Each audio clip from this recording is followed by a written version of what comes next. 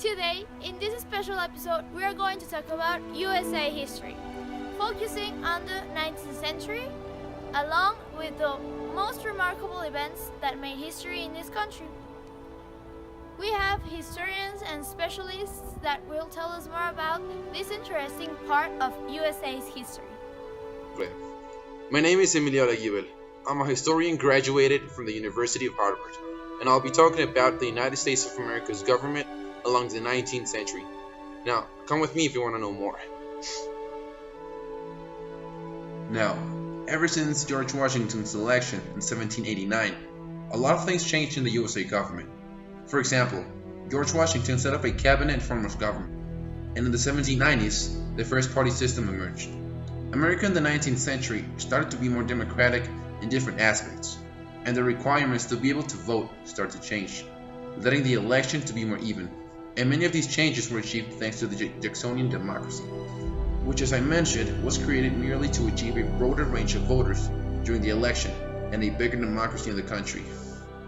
More examples of the increasing democracy in the 19th century in America could be presidential votes or decisions, such as Elliott Fillmore or Abraham Lincoln. Fillmore, in 1850, said that what the USA wanted and needed was that form of government which it may deem most conducive to the happiness and prosperity of its own citizens. And what Lincoln thought was that a government of the people, by the people, for the people, shall not perish from the earth. But sadly, it wasn't all fantasy and fairy tales in the USA, because even though they achieved various improvements in a lot of aspects, they started to have a lot more problems that went from internal to external. That's all from me. Thanks. From the writing of the United States Constitution in 1787, America's economy saw tremendous growth. The Constitution provided regulations to the commerce by opening the U.S. borders and allowing for internal free flow of goods, while also adopting an institutional core from the British, therefore experiencing productivity growth about 2% per year. In the first half of the 19th century, the government built waterways, such as the Erie Canal, which opened new areas for West settlers. For instance, the creation of the steamboat allowed better movement in the Mississippi River. As a matter of fact, by 1814, Robert Fulton offered steamboat and freight service between New Orleans, Louisiana, and Natchez, Mississippi. In 1840, the railroad became the driving economic force of America, backed by governmental land grants and multinational investments. The East was finally linked to the West with the Transcontinental Railroad in 1869. By then, the United States economy had been hit by two major forces, the California Gold Rush and the Civil War. In 1848, the discovery of gold in California not only drew hundreds of thousands of people out west, it also shifted the balance of economic attention of the United States. By the Civil War, a third of the national economy was powered by manufacturing, most of which was in the North. Following the war, the American economy was driven by innovation and invention, which ignited a huge growth in the industrial infrastructure. Nonetheless, the Civil War also caused a serious spike to the national debt, growing to 80 times its pre-Civil War size. Okay, now to advertisements. Thanks, Doc. Free sweetened Kool-Aid is terrific. This package makes 2 quarts quick as a bunny. Bugs Bunny, that is. A very important conflict in the history of the US with huge repercussions during the 19th century was the Mexican-American War, which took place from 1846 to 1848. The main causes of the conflict center around the desire for expansion of the US. The president at the time, James K. Polk, sent emissaries to Mexico in September of 1845 with the intention of negotiating the extension of the territory as well as the buying of New Mexico and California. But the Mexican government did not answer to neither of the claims. President Polk then started creating plans for an invasion. He only needed an excuse to declare war. This came in May 9th of 1846, when Polk received a message saying that Mexican troops had crossed the Rio Grande on April 25 and killed American troops. The incentive was given and war was declared with the President Polk saying, "Mexico invaded our territory and shed American blood on American soil." The war itself was marked by an almost absolute superiority of the American army over the Mexican, which was being led by General Antonio López de Santa Anna. The United States sent its army from the Rio Grande under General Taylor's command. In March of 1847, General Winfield Scott proceeded to capture the port of Veracruz, and his army started marching towards the city of Mexico. With no loss, and in September 14 of 1847, he entered the Mexican capital.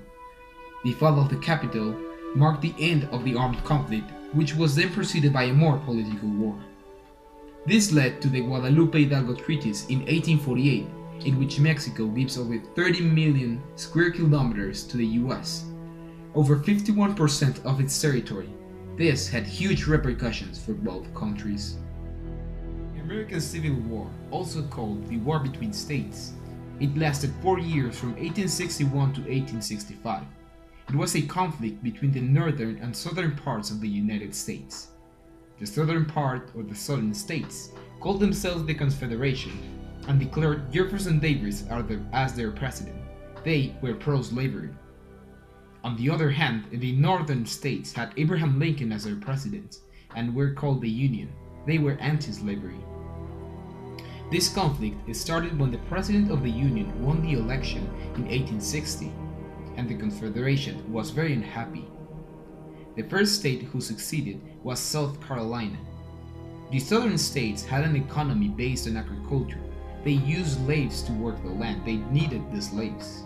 This is why they did not agree with Lincoln's law anti-slavery. This was the bloodiest war in US history, a war between brothers. The century of the United States started without war, but after this ended, historians call this era the era of good things, because Federalists disappeared and only Jefferson's Democratic Republicans governed this time.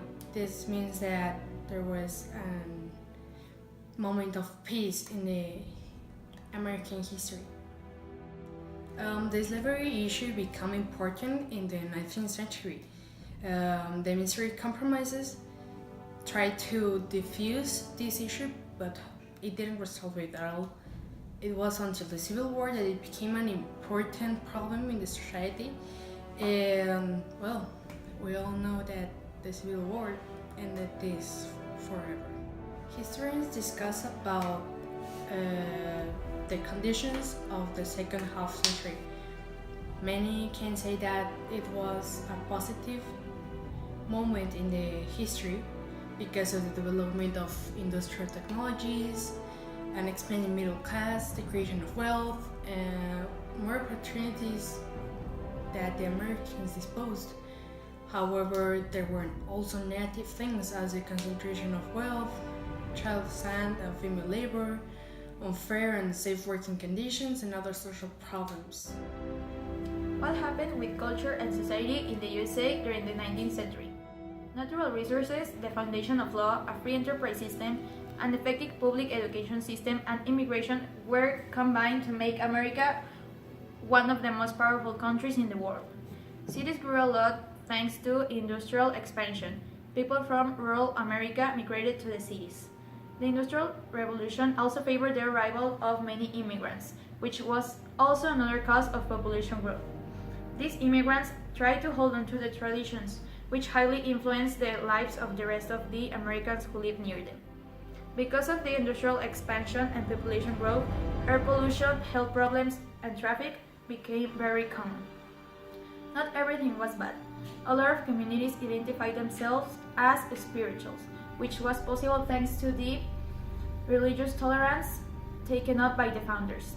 At the same time, some Americans were focusing on achieving the perfect human society by the creation of utopian communities. Many of these communities were organized with shared property and wealth. Despite the problems caused by the industrial expansion, the American people worked together to lay the foundation for the multicultural society they are today.